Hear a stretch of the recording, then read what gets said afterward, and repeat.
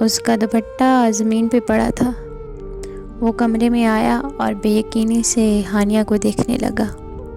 اسی وقت اشل بھی پیچھے سے آ گیا اور نہایت ڈٹھائی سے کہنے لگا، ارے بھائی، آج تم جلدی آ گئے۔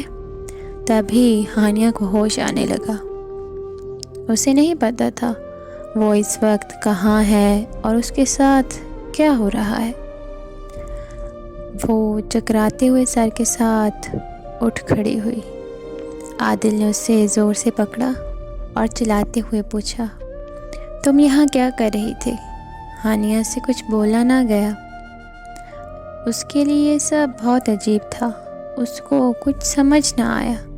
اس نے عادل کو کہنے کی کوشش کی، مگر اس نے ہانیہ کو تھپڑ مارا اور وہ بے ہوش ہو گئی۔ ڈاکٹر نے جب عادل کو بتایا کہ کمزوری کی وجہ سے بے ہوش ہوئی ہیں، مبارک ہو، یہ ماں بننے والی ہیں، اس وقت یہ خبر عادل کے لیے کوئی معنی نہیں رکھتی تھی۔ ہانیہ کے ہوش میں آنے کے بعد اشل نے اسے کہا، تم کسی سے نہ ڈرو، سب کو بتا دو کہ یہ بچہ ہمارا ہے، اس بار تمہیں نہیں چھوڑ کے جاؤں گا۔ ہانیہ نے چلاتے ہوئے کہا، اپنی بکواس بند کرو۔ وہ عادل کا ہاتھ پکڑ کر اس سے بے گناہی کا یقین دلانے لگی، مگر عادل نے اس کی ایک نہ سنی، اس سے گھر سے نکالا اور طلاق دے دی۔ ہانیہ ایک بار پھر ٹوٹ چکی تھی۔ اس کے سر پر آسمان ٹوٹا تھا۔ جب اپنے باپ کے گھر گئی، انہوں نے دروازہ کھولا تو ہانیہ روتے ہوئے ان کے گلے لگ گئی۔ انہوں نے ہانیہ کو خود سے الگ کیا اور کہا، مجھے عادل کی ماں نے سب بتا دیا ہے، اسی کے پاس جاؤ جس کے لیے تم نے اپنے شوہر کی قدر تک نہیں کی۔ اور یہ کہہ کر ہانیہ کو گھر سے نکال دیا۔ وہ روڈ پہ چلتی ہوئی نہ جانے کہاں آ گئی تھی کہ دور سے آتی ایک گاڑی کی لائٹ اس کے سر پہ پڑی اور وہ گاڑی سے ٹکرا کر گر گئی۔ اس گاڑی سے نکلتا ہوا شخص اشل تھا۔ اس نے ہانیہ کو کھڑا کرتے ہوئے کہا تھا نا، اس بار نہیں چھوڑوں گا۔ وہ ہانیہ کو گیسٹ ہاؤس لے آیا جو ان کے اپنے گھر کے پیچھے تھا۔ گیسٹ ہاؤس اور ان کے اپنے گھر کے درمیان ایک لکڑی کا دروازہ تھا جو لان میں کھلتا تھا۔ اس نے ہانیہ کو وہاں بند کیا اور وہاں سے چلا گیا۔ اس کے ساتھ کھانا رکھ گیا۔ ہانیہ نے باہر بھاگنے کی بہت کوشش کی، مگر اسے کوئی راستہ نظر نہ آیا۔ کافی دیر بعد ہانیہ کو کسی کے آنے کی آہٹ سنائی دی۔ اسے پتہ تھا کہ اشل ہے اور اشل کے ارادے ٹھیک نہیں تھے۔ وہ ہانیہ کے پاس آیا اور کہا، تمہیں پتہ ہے، اگر تم عادل کے علاوہ کسی سے بھی شادی کرتی، میں کبھی بھی تمہیں پریشان نہ کرتا، مگر میرے چھوڑ جانے کے بعد تمہیں میرا بھائی ہی ملا تھا۔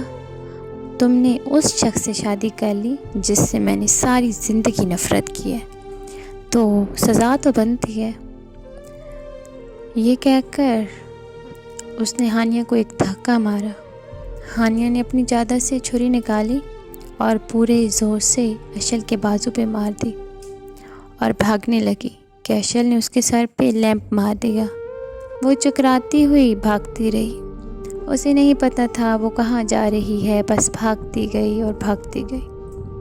چھت پر جا کر چھپنے لگی کہ شاید اشل اسے نہ ڈھونڈ پائے۔